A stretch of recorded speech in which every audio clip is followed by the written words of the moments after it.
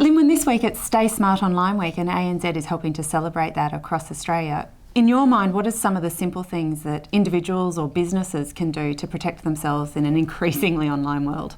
Well, it's so important to be talking here as part of Stay Smart Online Week. It's a great initiative across Australia to help people do the right thing to be secure when they're working online.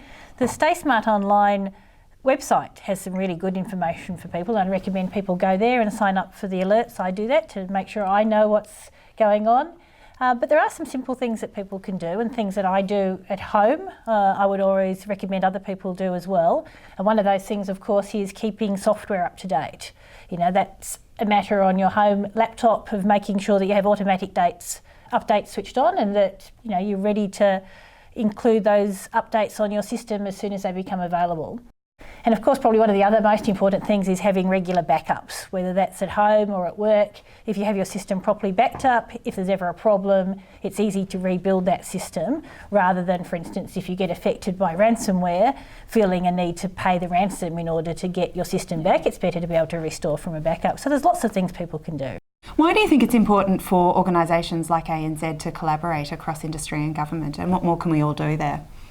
So it is really important. I often talk about the fact that what we're trying to do is help immunise the community against cyber attacks.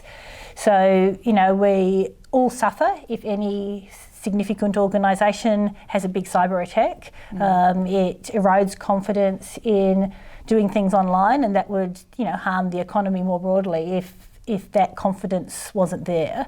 So it's in all of our interest to make sure that there is trust across the community in doing things online, and it's really important that we work with other organisations to share information. So recognising that there's an international skills shortage around cybersecurity that's putting possibly both the public and the private sector at risk going forward, what are some of the things that organisations can do to contribute to building a talent pipeline for the future?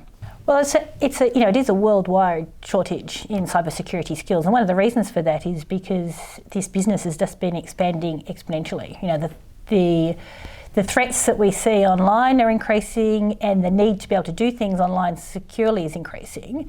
But probably what we're finding is people stumble into the career rather than having a targeted view that this is a career for them. When they're at school or earlier in that decision-making process, people are not thinking about cybersecurity career. So that is one of the issues, that people haven't got this front and centre of mind that this is an important career for the future. Do you think there's still a perception issue for people that is part of the barrier?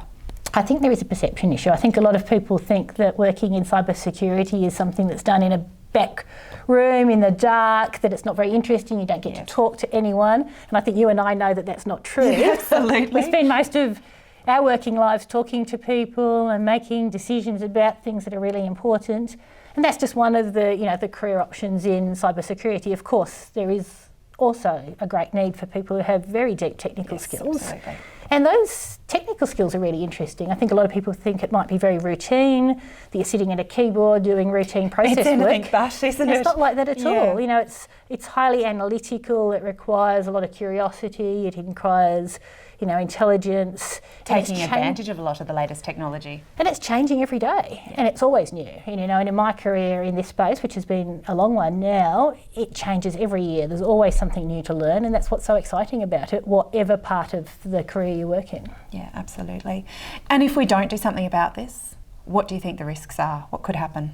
The risks are we could suffer a significant cyber attack, and we don't want that. So we want to make sure that we get enough people wanting to work in this space, because it's so important, and it is one of the growing jobs of the future.